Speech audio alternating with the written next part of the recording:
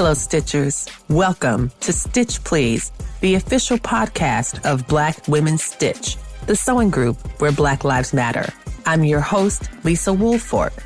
I'm a fourth-generation sewing enthusiast with more than 20 years of sewing experience.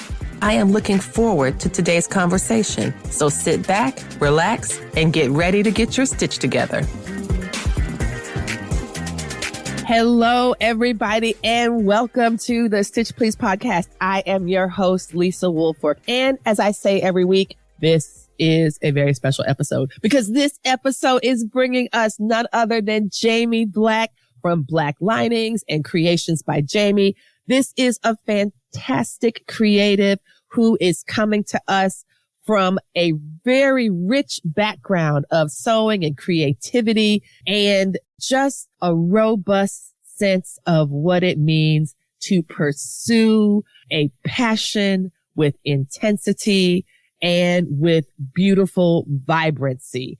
Welcome, Jaimie Black, and thank you for joining us today. Thank you so much, Lisa. Thank you for having me today. Thank you so much. I'm just so glad and so excited to talk with you. Now, Jaimie, you said you come to us via Zimbabwe, and I would love to hear about how your time growing up in Africa shaped your creative vision and your sewing story. How did you get started sewing? And did your family play a big role in that?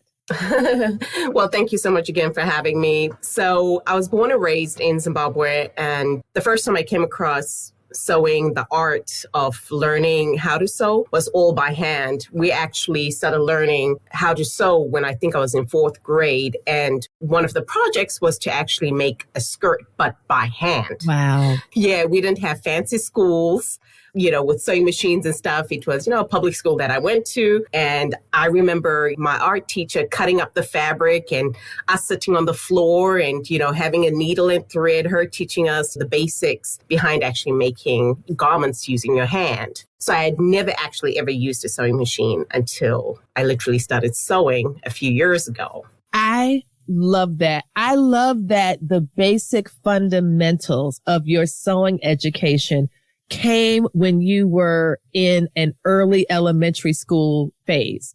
That as a fourth grader, as someone who's 10 or 12, I forget how old fourth graders are, the things you might not have access to as a fourth grader include your own sewing machine, right? Right. Lots of fourth graders don't have that, even in countries where they have, like you said, quote unquote, fancy schools with all this equipment. Very few people are giving them to fourth graders. But what you do have is your hands and your ability perhaps to track down a needle and thread. Do you recall anything about that process as a young child? I thought it was wonderful to hear that your art teacher was the one who set up cut the pieces for you all. Because one of that we do here in the States do home economics, for example, but sewing comes under home economics. It does not often come under art. I think it was the same for us, but it was all the same stuff kind of grouped together. Yeah, but I just love that you got to think about this as an art, that it came from the point of view that what you were going to be making and wearing is art. Yes. And in the same way that you create with art with your crayons and markers and other materials you might use to create art are the same skills that you rely on to create clothing, garments, things that you will wear. Do you have a sense still of the relation between the artfulness of clothing and the utility of clothing, about like what it means just to throw something on, for example? Because when I look at the pieces that you've created, the looks that you've done, they look very artistic. It doesn't surprise me to learn that as a fourth grader, you first acquired sewing skills in an art context. It just feels like, of course, because look at this gorgeous palette that we see. But what happened between your earliest education, like learning to sew by hand, and what it means to start with a sewing machine many years later? Because in that time, you've learned so much already. Do you ever look back at those fourth grade years and say, I'm so glad I learned how to do this in this way? Or did the sewing machine like accelerate your sewing game in ways that you didn't anticipate? Yeah, well, I think it was a mixture of both. So when I first started sewing by hand, I think we were mostly taught survival methods. You know, when something rips, you go and buy another one. We are taught a lot of patchwork, like what's the most beautiful way you can sew something up. And growing up in Africa, even putting buttons in on, you didn't have places to go like dry cleaners to take that stuff. So it was based most, I feel, on survival. But why I always say even sewing is an art is because everything artistic starts in the mind. What you decide to wear is an art. I was never the kid that was crazy about fashion per se, even though I did have one, but it was more of my bohemian chic kind of style. So when I was taught the basic methods, even when I came to America, I was surprised that a lot of people didn't know how to sew on buttonholes, didn't know how to repair a hemming in their pants, by doing a slip stitch, and all those things were so fundamental. So fast forward on the story of how I actually started sewing by machine was my husband actually has a gala every year. He graduated from Morgan State University. So we...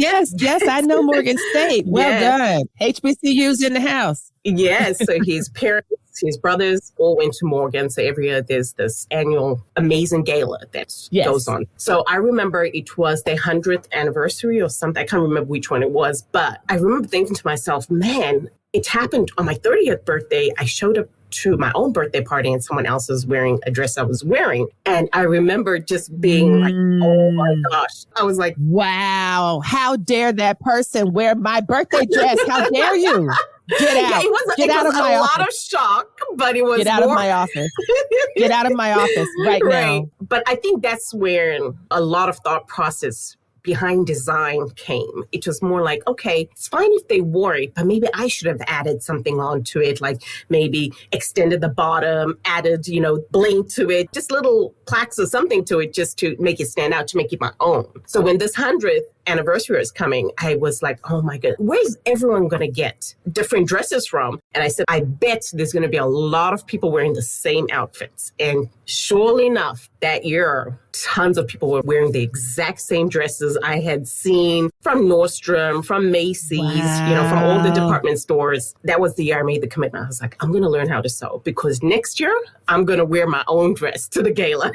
Oh, I love this motivation. Love this motivation. That is one of my great motivations as well. Like, I love to just go out and when I put it on, I'm like, nobody else will have it. Exactly. Nobody else will have it. And it's so visually interesting that people are going to ask me about it. And so like, that's a huge shift from feeling like, okay, I bought this dress off the rack. It's the same rack that other people in my community are interested in.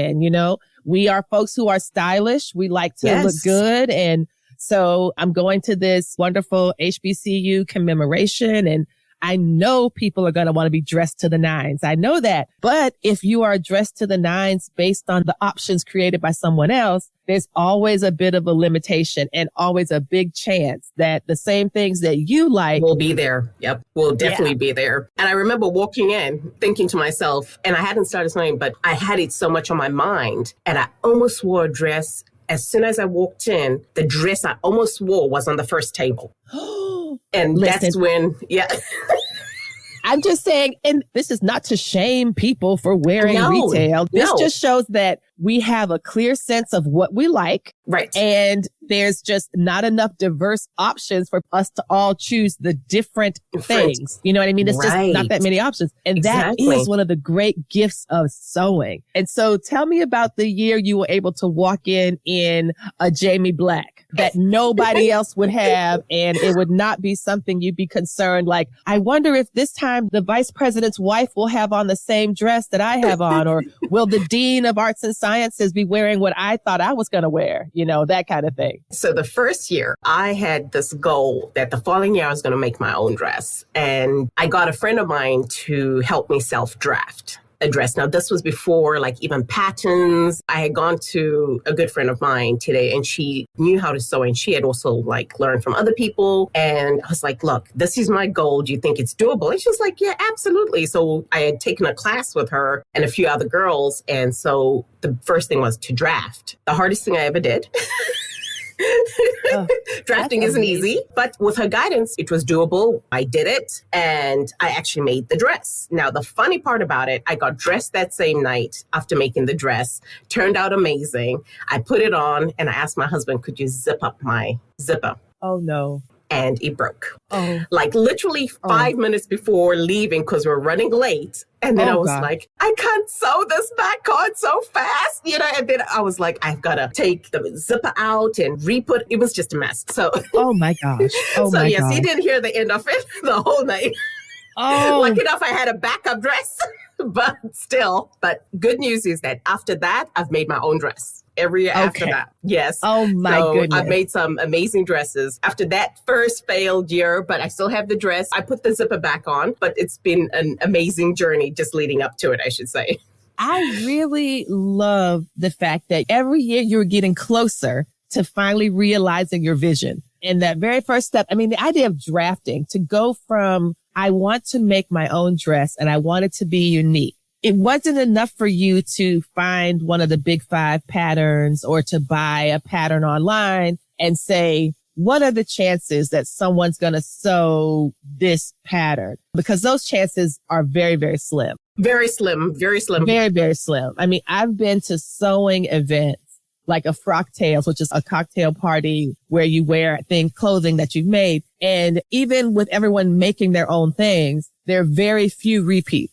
Very few. I think I've been to 2 or 3 frocktails. I've never seen anyone wearing the same, like this was the exact same pattern. It looks exactly the same as this person. Yeah. It might be the same pattern, but you cannot tell. It looks totally different, right? Using different fabrics. Yeah, yeah. It almost seems like the sewing itself has a different shape to even the dress, and body types. Absolutely. Exactly. Body types, color choices, all of these things make a difference. But you didn't take that risk. You said, you know what people will not have? A drafted dress that I dreamed up in my own imagination. That will only come from me. Absolutely. Yep. And if for some reason that someone has on the exact same dress that I have drafted, that person is a stalker and should face criminal consequences. At that point, they deserve it. We can sit together. No, they cannot, because clearly they are stalking me and I feel unsafe. And I need to take better protocols about security. Yeah. Because it's clearly an invasion of privacy because you invested so much into this beautiful process. And one of the things I want to kind of just turn back to a little bit, you talked about your early education in Zimbabwe and you might have been under-resourced. One of the things that I think I've seen, and I wonder if you've seen it as well, that all of these new movements, quote unquote, new movements for sustainability, about visible mending, about let's repair things. It seems to me really about the Western world rediscovering practices that people in regions that are more committed to sustainability have been doing all along, right? Yes. These are the practices that people of the global majority, Black and brown people all around the world have learned to make things last longer. Oh, yes. Wasting was never an option. Not a disposable society. Like, you took your shoes to cobblers to get repaired, constantly. Yes. My school shoes would break. My mom would be like, well, take it to the repair guy, Yes. But and then it was just part of life. Exactly. And it's interesting to see that now as folks wake up to realize that we only have one planet and that we can't buy or shouldn't buy fast fashion that's exploiting people to make it. And then these places that they produce looks 1,000 pieces of clothing a day or 1,000 pieces of clothing a month that you're meant to buy. And then you throw it away and you buy your next 1,000 or something. Exactly. Exactly. It feels so fruitless, And so that's one of the things I love about your work. And I want to turn to this wonderful red. Oh my gosh, this jacket. Yes. And you talk about this coat and shoe combo. And y'all, this is one of those great examples of why you should be a Patreon supporter, because if you are a Patreon supporter, you get the video and you can see this dress shoe ensemble that Jaimie has made. She is outfitted in Jaimie Black from head to toe. She is no longer the 30-year-old who was somehow a person at her party had her exact same outfit and she was the birthday star. She is not going to be wearing the same outfits that 3 wonderful ladies have on at the next gala. She has totally committed to her own look, Tell us about this piece. It is amazing. And the shoe, Thank oh my you. gosh, is remarkable. So it's actually a coat. This is one of my most recent creations. So now that I've been sewing for many years, probably 6 years, 7 years, this coat actually, I kind of dedicated, I think it was last year when I decided that each year I'm going to try and make a coat. Yes. Just to keep that skill up and just to grow as a sewer. And the shoes is something new that you've just introduced. Shoemaking became one of my big loves. I started shoemaking a few years ago. I was always an absolute lover of shoes. My mom, until now, tells me I've got a huge problem. So the only way I could solve that one was by making my own shoes so I could make as many as I wanted. Yes. Yeah. Coming from a fashion sense, I love sewing, but I always believed your shoe made your outfit. So I always looked at it backwards for some weird reason. No, that's smart. I don't know why. I just feel like shoes make or break your outfit. If you're wearing bad shoes with a nice new dress, it just doesn't go together. So I would always start with good shoes and then find the dress or make the dress. And sometimes, obviously now that I'm more seasoned, decide what I want to wear and then actually make the shoe to go with it. So here, these are actually wool shoes, wool blend shoe made from the same fabric as the coat. That was my kind of winter look that I just made for this year. Black Women Stitch and the Stitch Please podcast is grateful for all the support that made So Black possible. Special thanks to our underwriters, Spoonflower. Thanks also to Moda for generous sponsorship. Thank you, Bernina, for your wonderful support. Thank you also to Amtrak for partnering with us. Special thanks to those who shared resources to equip the space. This includes AccuQuilt, Aurifil, Crimson Tate, So Easy, Ruby Star Society, Free Spirit Fabrics, Kai Scissors. Thank you, thank you, thank you. Special thanks to Focusrite for making the live recording possible through the donation of an audio interface, the Focusrite 18i8. Thanks to the Bridge PAI for the initial funding, and thanks also to the Modern Quilt Guild for their generous support. Thank you all so much for making this possible. And what kind of shoe is it? Like what style of shoe? I know that they're pumps, or is it like a mule? Because it seems to have a heel. Yeah. So it's a high heel mule, basically. Okay. A high heel mule. So for those of you all who don't have the Patreon, you can find these images on Jaimie's Instagram page. So you can see images of the red coat and the high heel mule. And tell me how this worked as a winter look. I mean, it looks so gorgeous. The lighting is really great where you are. And I'm wondering also about the charm, the jewel, the buckle. Is it a buckle? Is that what I'm looking at? Because it just looks like shoe bling. Right.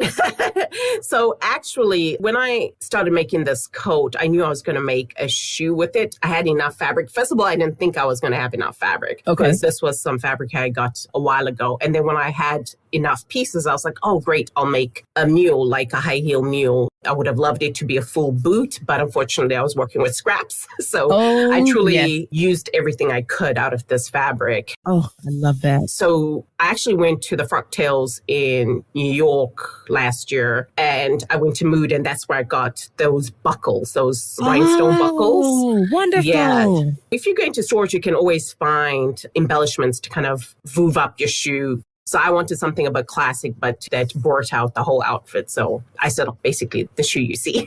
It's a beautiful compliment to the coat. And I really like the heel. How do you decide how high you want your heel to be when you're creating a mule or a pump? So let's go back to shoemaking, basically. This is home shoemaking, which is something that I personally enjoy doing. There's different types of shoemaking, bespoke shoes, which are very personalized, handmade. And a lot of shoemaking is done in places with big machinery. But when I decided to learn shoemaking, I took a course that is in-house. So you can learn to make shoes at home without like the big machines and stuff like that, using simple tools, I should say. You learned with someone named Marcel in Philadelphia, I believe? So it actually grew. So I first learned with I Can Make Shoes, which is a British-based lady that does in-home. And I wanted to grow more. So when she started it, I literally was one of the first students that gravitated towards right away. So I started basically with her. And then the more I got involved, I was like, okay, I want to know more because shoemaking is very complex. The more into it you get with leathers,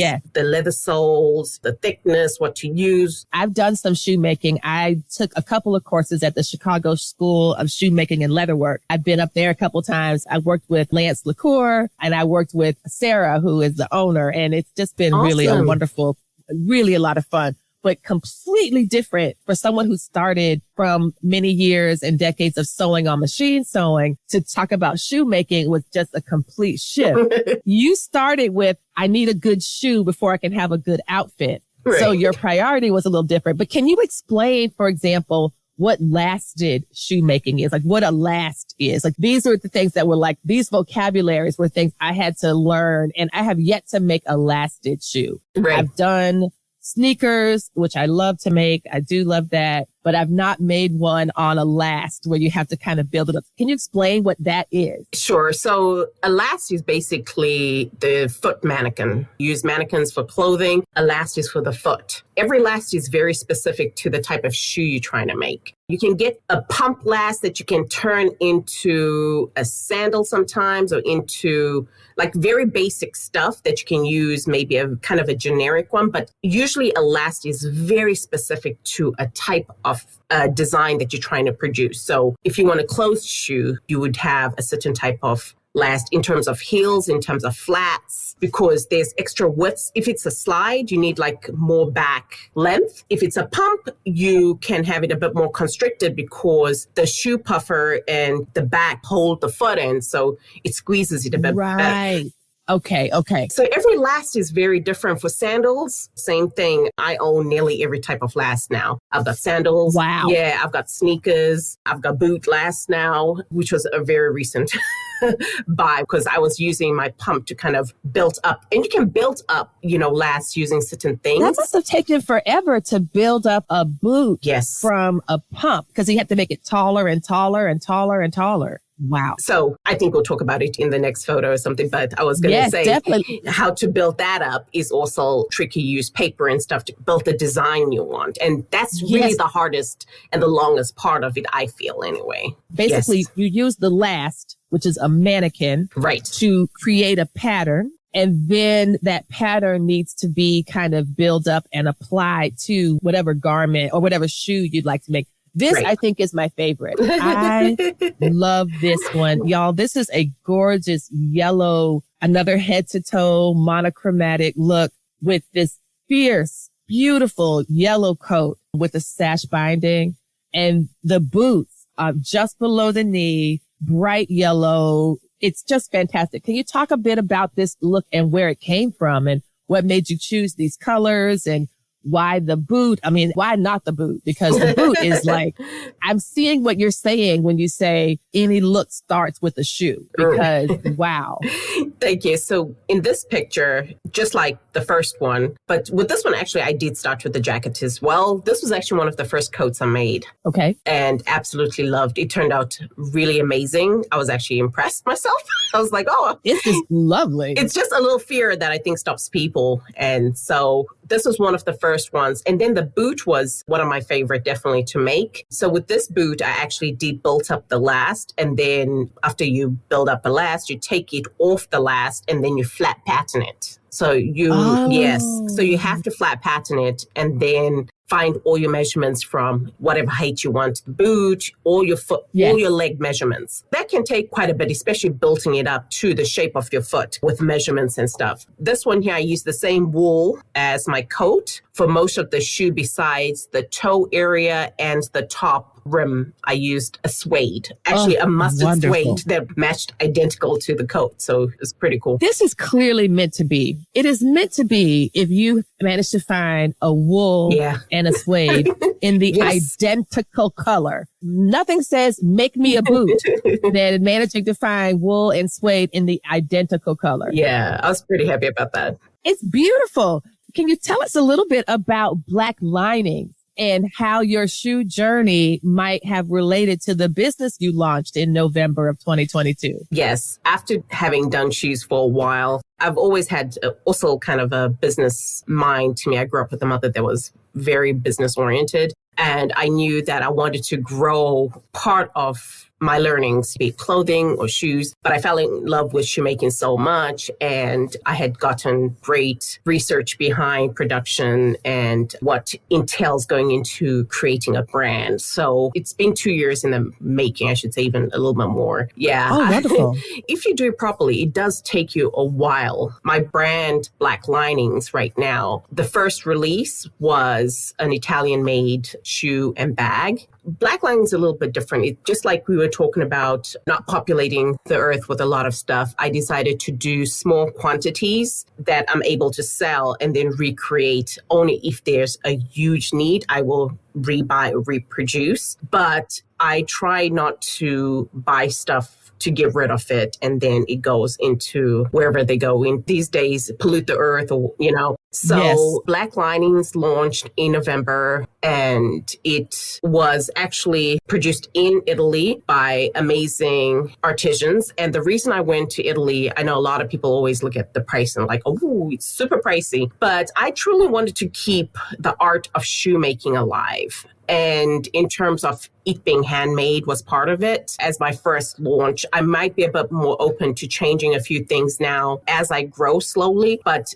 I was really passionate about the handmade portion for my first release. So it was a very small quantity and made in Italy. And in order to produce even small, because you'll never find anyone else wearing it, it was my design. Right. So both the shoes and bag were designed by me, and a small factory in Italy actually sat and made them for me. What excites me about this is that you are really extending your creative vision so broadly. I just imagine like fourth grade Janine sitting on the floor with friends or around the sewing circle, however you were taught to just sit and do these basic stitches, and until they became like part of your basic essential vocabulary, that you can slip stitch, you can back stitch, you know the difference between those two things, you know when to use them and when not to. These are things that are just part of how you even learn to read and write, right? These are part of the basic creative literacy that you have. And then when you started using the sewing machine, it just kind of picked it up another notch, another level. And then you were able to extend this vision into Black Linings, where you are thinking about the value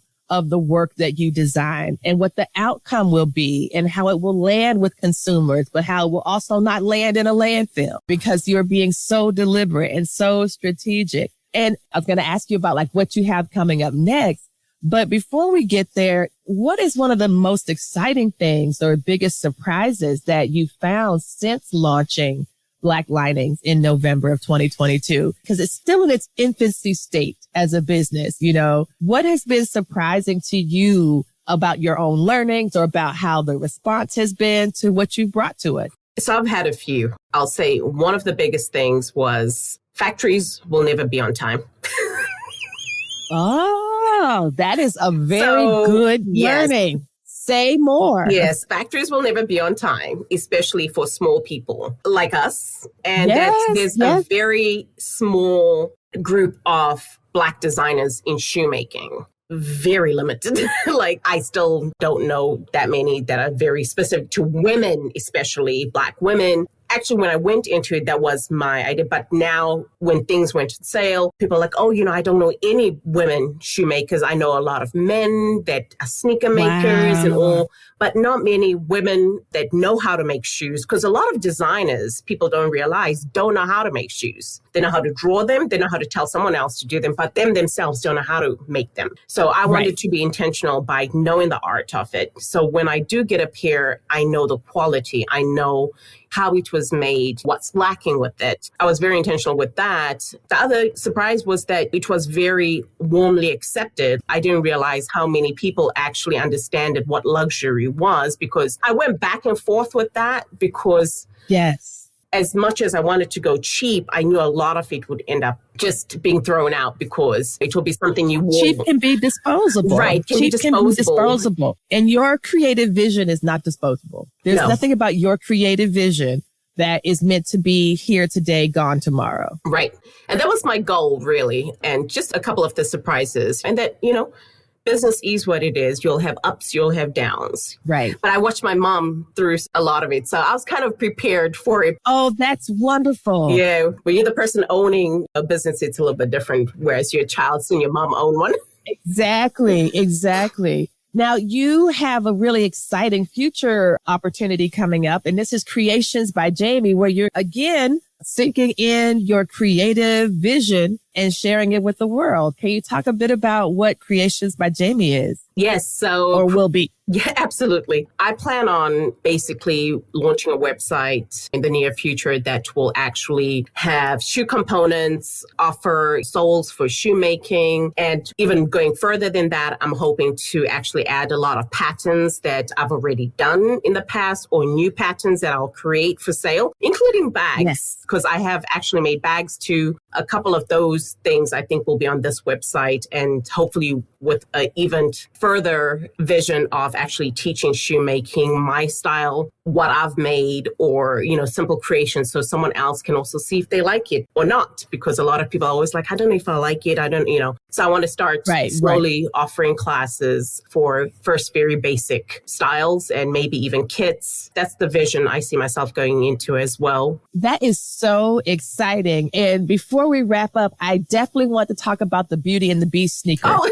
I have a picture here. And again, Patreon peeps, look at this. Can you believe this is a shoe? This is a sneaker that was created as part of a fundraiser. Can you talk a bit about this shoe? And what we're looking at, y'all, is a sneaker that has been styled in the style of Disney's Beauty and the Beast. And this is the Beast shoe because, well, I'll let you describe it, how you started to supplement the work of the artist when you all collaborated on this shoe. Sure. This was one of the first collaborations I actually did. A guy named Dave, and they call him Coach Dave, reached out to me about producing a Beauty and the Beast high top. Like I said, a lot of people know how to make sneakers and stuff, but he didn't know how to sew like basic stuff. So he had kind of given me an idea of what he wanted in terms of the shoe to look like. And he wanted the Beast bow tie. I'm not sure what century they from, but like the 3-layered tie that the Beast wore in a lot of the pictures. And I actually created that and sewed it, went out and got the fabric and stuff. And then the female version of the sneaker was a yellow satin with lace as well that I created a cape around. And it was so nice to see this creation come to life, and that even the guy that I collaborated with, yes, that's the Beauty and the Beast, and that's the yellow one. He's now gone out. That's wonderful. Yeah, he actually has gone on now to have a lot of the sneaker parts for like Jordans and stuff on sale. So he actually sells the components to make these sneakers, the designs basically. This was one of the first and very meaningful collaborations that I did because both those sneakers actually were given out as a giveaway that people bought into for a foster home.